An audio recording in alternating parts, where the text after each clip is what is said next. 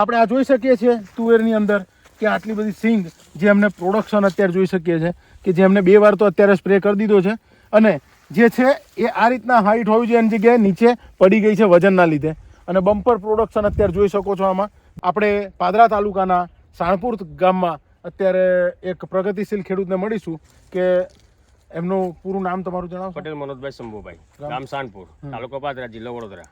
મનોજભાઈ, આ તુવેર તમારે કેટલા ટાઈમથી કરેલી છે? તુવેર આપણે હવે 8મા મહિનાનું વાવેતર. ઓકે, તો એમાં કેટલા સ્પ્રે લીધા આપણે? રુજુતાના 2 સ્પ્રે થયા.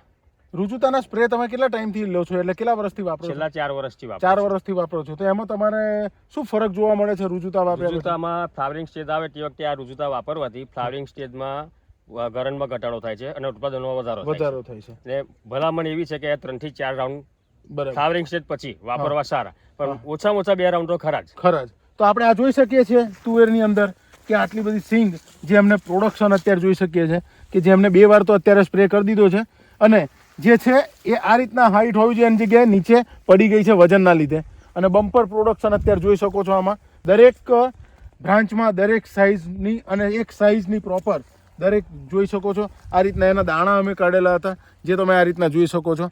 હજી તોડવાની ચાલુ નથી કરી પણ આ રીતના પ્રોડક્શન સારામાં સારું અત્યારે જોઈ રહ્યા છો. તો દરેક ખેડૂતોએ વાપરવું જોઈએ. વાપરવું જોઈએ. હું ખેડૂત તરીકે મારી ભલામણ એવી છે કે વાપરવું જ જોઈએ. ઓકે, જેવી રીતના આ ખેડૂત મિત્રએ વાપર્યું છે એવી રીતના બીજા પણ ખેડૂત મિત્રો વાપરો અને વધારે પ્રોડક્શન મેળવો. Thank you.